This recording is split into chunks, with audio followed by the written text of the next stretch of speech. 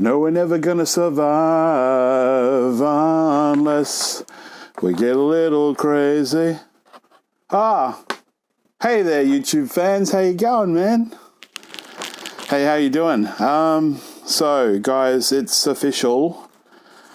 2 rheumatologists now have confirmed that I have fibromyalgia. Yes. Something that I didn't really know. I mean, I had the symptoms for the last 10 years. And the last rheumatologist, he was really great. Shout out to Dr. Jeff Tsai if you're ever going to talk to me again, which I think you are, because we had x-rays done as well, just to rule out psoriatic arthritis. But he said it's not likely that you'd have that, but we're going to just look at that just to be sure. He also said that, I said, do my symptoms fit chronic fatigue? So in the last video, I said, look at, do I have chronic fatigue as well? And he said, when people complain more of the fatigue side, because they're so close and they're overlapping symptoms, I do diagnose them with chronic fatigue, but fibromyalgia also fits, and I have symptoms of that. And so the main diagnosis he did was fibromyalgia, but basically we said that I have both. I have chronic fatigue syndrome and fibromyalgia. So his letter here, which was dated the 12th of May 2022, Dear Sir, Madam, me, I'm writing to support Mr. Cardillo,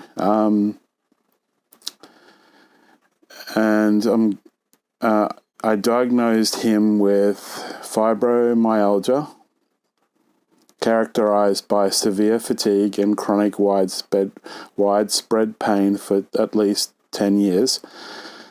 For the purpose of this application, I confirm the diagnosis of fibromyalgia is permanent, severe, fully diagnosed, fully treated. Well, there is no treatment really, there's just symptom relief, and unlikely to improve in the foreseeable future.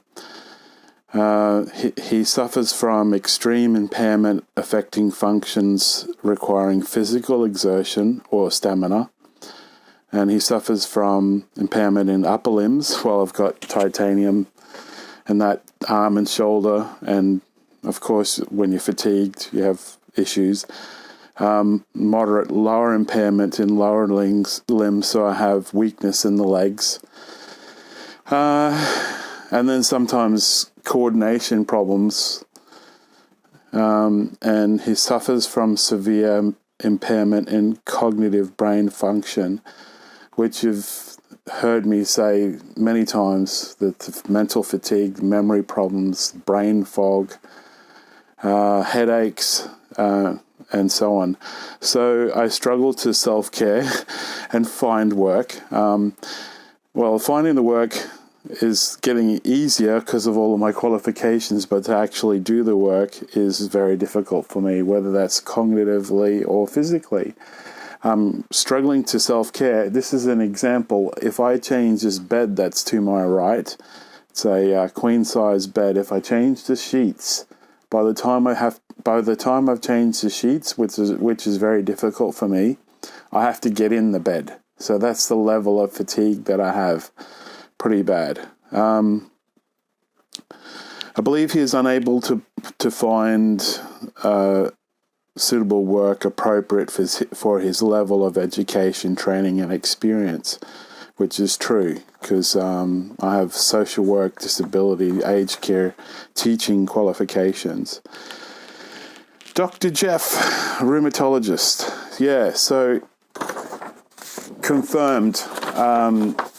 And that's fine. I mean, half the battle of these things is finding out what the heck is wrong with you for the last 10 years. And when you know what's wrong, then you can look at, is there something that will help? So I'm trialing low-dose naltrexone, and there is some benefit, but there are side effects as well. So I've had a pretty bad headache come and go, and sometimes nausea and stomach issues with this medicine. I'm still not used to it, even at 1.5 milligrams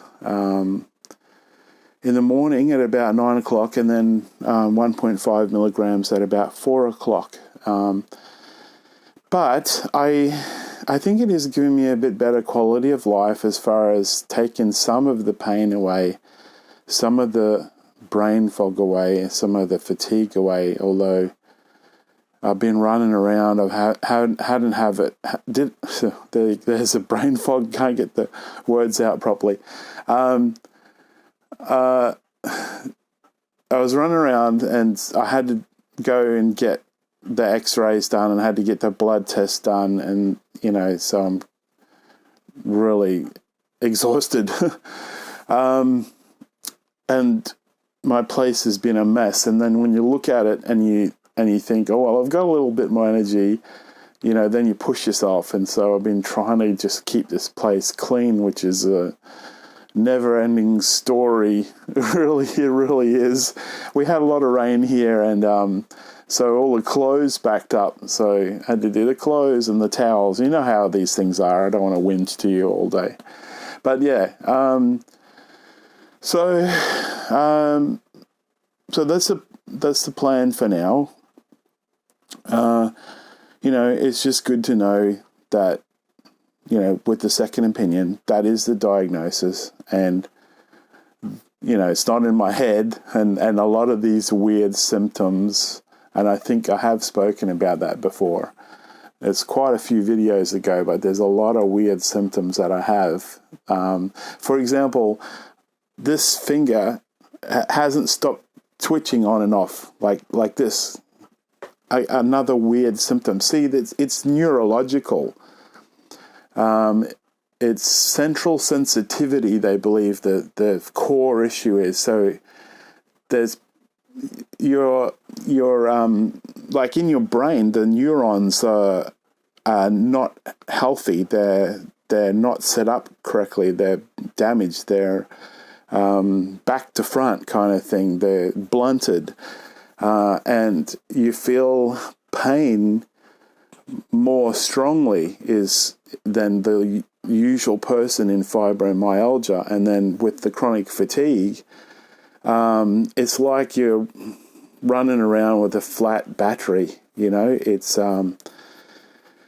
like you never feel 100% charged up in the morning. But with the low-dose naltrexone, even though I got a headache, even now I don't feel terribly great. With the low-dose naltrexone, yeah, some of the pain in my lower back and that has gone.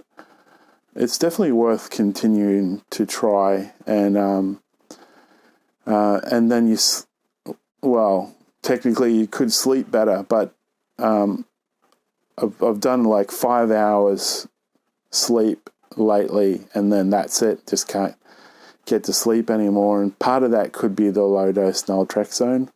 It's like a real trade-off, bit of headache, nausea, you don't sleep as long, but then you feel a bit better and you have more energy and you have less brain fog. And hopefully I'll get used to the medicine down the track better, and then we'll look at whether I have to even increase the dose to the therapeutic levels, which they say should be about 4.5 milligrams, from a compounded pharmacist a day, however you do that. Still having the vivid dreams, and it's no big deal. Doesn't bother me. It's interesting. It's cool. All right, well, I'll leave it there. That's what's going on with me, and I'm going to rest up and have a drink. And I'm so close to 500 subscribers, it's not funny. So if you're a new subscriber, please subscribe. It costs you nothing. It helps my channel. Please subscribe, like, comment, and subscribe. Give to the children in Ukraine with Save the Children Australia. Thanks, guys. Teach yourself out.